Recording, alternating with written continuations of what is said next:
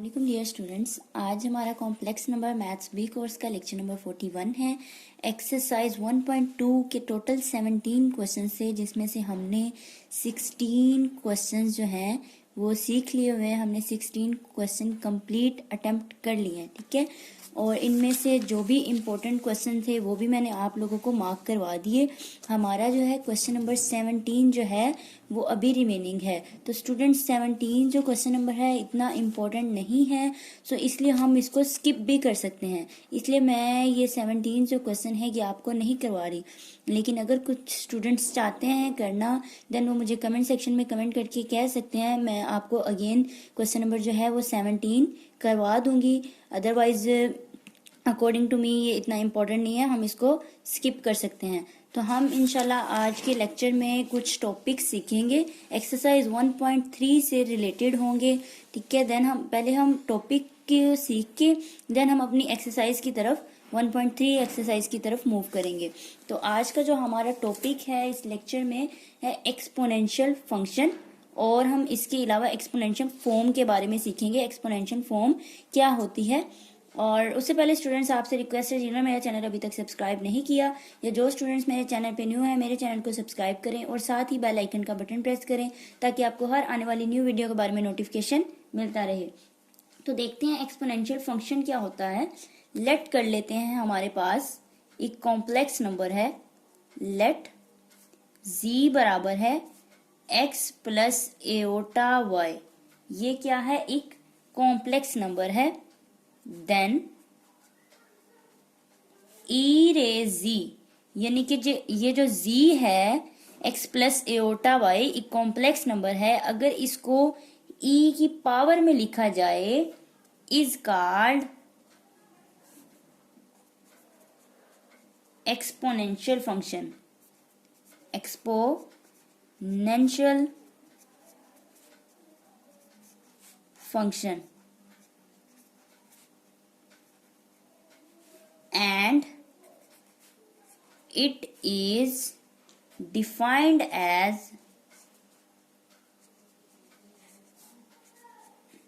e raise z is equal to e raise। अब इस z की हम राइट साइड पे क्या करेंगे? e की पावर में z की जो वैल्यू है वो किसके बराबर है? x प्लस एओटा y के। तो यहाँ पे हम इसकी z की वैल्यू पुट कर देते हैं e raise x plus iota y। और नेक्स्ट स्टेप में हम क्या करेंगे? इन पावर को सेपरेट कर लेते हैं, यानी कि e रेज x हमने अलग कर लिया and e raise iota y हमने सेपरेट कर लिया। देखिए, जब बेसिस सेम होती है तो पावर्स हम आपस में ऐड कर सकते हैं। तो इसी को देखते हुए हमने क्या किया, जो ऐड हुई थी पावर तो हमने इसको ब्रेक करके इस फॉर्म में लिख लिया। देन इसके बाद e रेज z बराबर है e raise x as it is. अब इस e रेज एओटा y को यहाँ पे स्टूडेंट्स आपने गौर करना है और इस चीज को याद रखना है। इसको हम लिख सकते हैं cos of y plus iota sine y। ये मैंने किस तरह से लिखा है? आइलर थ्योरम को यूज करते हुए, बाय यूजिंग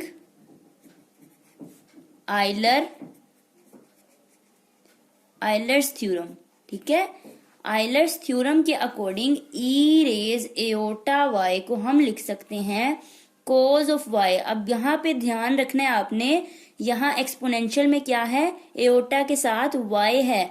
तो एओटा के साथ जो भी होगा हमारे पास, फॉर एग्जाम्पल x है, z है, कुछ भी टर्म आ जाती है, 2 आ जाता है, 3 आ जाता है। तो इन जनरल हम बात कर रहे हैं, यहाँ पे जो भी होगा एओटा के साथ एक्सपोनेंशियल में वो एंगल के अंदर आएगा। हमारा जो कॉम्प्लेक्स नंबर होगा उसका रियल पार्ट और इमेजिनरी पार्ट उनके एंगल में आएगा, यानी e रेज एओटा y। अब यहाँ पे पावर में y था एओटा के साथ, तो हमारे एंगल में भी क्या आया? cos of y plus iota sine y। तो बाय आइलर थ्योरम इस चीज को, इस फॉर्म को हम इस तरह भी लिख सकते हैं। मैं अगेन रिपीट कर देती हूँ, एक्सपोनेंशियल फंक्शन क्या होता है। हमने सबसे पहले एक लेट किया कॉम्प्लेक्स नंबर जिसको हमने z से डिनोट किया। z बराबर है x प्लस एओटा y के, ठीक है। देन e रेज z, यानी कि उस कॉम्प्लेक्स नंबर को ई की पावर में, ठीक है, एक पावर में लिख दिया जाए तो ये क्या कहलाएगा, is called exponential function and it is defined as, इसको किस तरह से डिफाइन किया जाता है, ई रेज जी बराबर है ई रेज, अब राइट साइड पे जी की वैल्यू पुट कर दी, ठीक है। देन हमने इसको क्या किया, सिंप्लीफाई करना है, किस तरह से कर सकते हैं मजीद इसको सिंप्लीफाई, हमने देखा इसको ब्रेक करके लिख दिया, ठीक है। और देन ई रेज एओटा वाई को हमने ओपन कर दिया बाय यूजिंग आयलर थ्योरम। तो ये स्टूडेंट्स हमारे पास एक्सपोनेंशियल फंक्शन होता है। अब नेक्स्ट जो हमारा टॉपिक है एक्सपोनेंशियल फॉर्म है। एक्सपोनेंशियल फॉर्म क्या होती है, ये एक्सपोनेंशियल फंक्शन है, ठीक है, फंक्शन और चीज है। अब फॉर्म क्या है कि वो देखते हैं हम। एक्सपोनेंशियल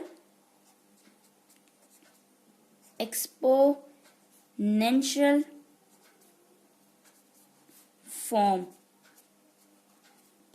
अब इसमें भी हम क्या करेंगे, लेट कर लेते हैं। सबसे पहले हमारे पास है एक कॉम्प्लेक्स नंबर, लेट z बराबर है r into cos theta plus iota sine theta. तो ये स्टूडेंट्स आप चीज हम पढ़ के आए हैं, ये चीज हमने कहाँ देखी है, ये एक पोलर फॉर्म में है। कॉम्प्लेक्स नंबर हमारा किस फॉर्म में है, पोलर फॉर्म में है। तो इसको भी हमने अच्छे से सीखा हुआ है, ठीक है। तो हमने कॉम्प्लेक्स नंबर लेट कर लिया पोलर फॉर्म में, तो मैं यहाँ पे लिख देती हूँ लेट z बराबर है r into cos theta plus iota sine theta be the polar form, be the polar form. ये एक पोलर फॉर्म है। देन एक्सपोनेंशियल फॉर्म इसकी क्या होगी, z बराबर है r ई रेज एओटा थीटा। जैसे हमने इसको इस तरह से लिख लिया, देखिए r एज इट इज आ गया।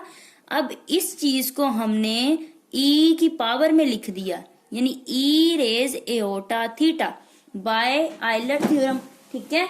आयलर थ्योरम के अकॉर्डिंग हम इसको इस तरह से लिख सकते हैं। अभी पिछले टॉपिक में एक्सपोनेंशियल फंक्शन के टॉपिक में सीखा कि हमारे पास था ई रेज एओटा वाई, ठीक है। इस फॉर्म को हमने ओपन करके लिखा आयलर थ्योरम को यूज करते हुए। हमने देखा कि एओटा के साथ जो एंगल था वाई था, तो हमारी पोलर ये जो इसमें भी हमने क्या कर दिया, कोस के एंगल में भी फिर वाई आ गया, साइन के एंगल में भी वाई आ गया। अब यहाँ पे आपने सेम ऑपोजिट रिवर्स जाना है। इस फॉर्म से इधर आए थे ना, अब इस फॉर्म को हमने इस पावर की फॉर्म में लिखना है, एक्सपोनेंशियल की फॉर्म में लिखना है। रिवर्स जा रहे हैं हम एक्सपोनेंशियल फॉर्म के लिए। तो देखिए हमारे पास ये जो चीज है इसको हम किस तरह से लिख सकते हैं, ई की पावर में ई रेज एओटा। अब थीटा यहाँ पे क्यों आया, क्योंकि यहाँ पे एंगल में क्या था, हमारे पास थीटा था। तो इसलिए हमने क्या किया, इसको रिवर्स फॉर्म में लिख दिया है। रिवर्स गए हैं, जो भी हमें पीछे टॉपिक सीखा है उसके बिल्कुल रिवर्स किया है, ठीक है। तो इस फॉर्म को हम, अगर ये पोलर फॉर्म है तो पोलर फॉर्म को अगर हमने एक्सपोनेंशियल फॉर्म में कन्वर्ट करना है तो बाय आयलर थ्योरम हम इस तरह से लिख सकते हैं। तो मैं यहाँ पे बता भी देती हूँ, since e raise iota theta जो है हमारे पास वो किसके बराबर है, cos theta plus iota sine theta by Euler's theorem, by Euler's theorem. तो आयलर थ्योरम के according e raise iota theta जो है वो इसके बराबर है। और इस चीज को फिर हम रिवर्स भी लिख सकते हैं, कहीं पे हमें इस ये फॉर्म दिखे तो हम इसको इसमें भी कन्वर्ट कर सकते हैं। तो ये क्या होगी, हमारे पास एक एक्सपोनेंशियल फॉर्म होगी विच इज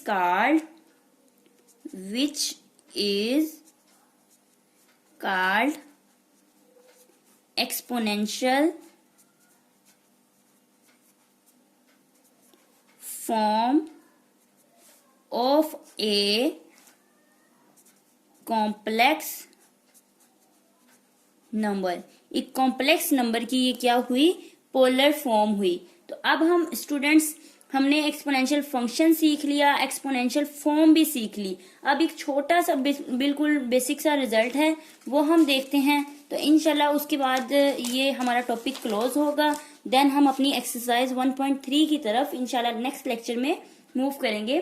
तो देखिए रिजल्ट क्या है हमारे पास।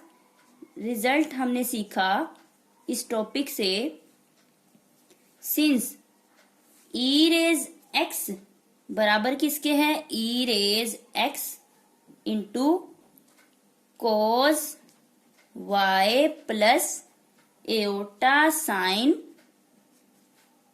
वाई इसके बराबर है। सॉरी, यहाँ पे ई रेज एक्स नहीं, ई रेज यहाँ पे जी आएगा। तो जी किसके बराबर था, एक्स प्लस एओटा वाई के। तो एक्स वाली एक्सपोनेंट हमने सेपरेट कर ली और एओटा वाई को हमने इस फॉर्म में लिख दिया। तो ई रेज जी बराबर है e raise x into cos of y plus iota sine y. ये बात हमें गिवन है, ये हमें पता है, ठीक है।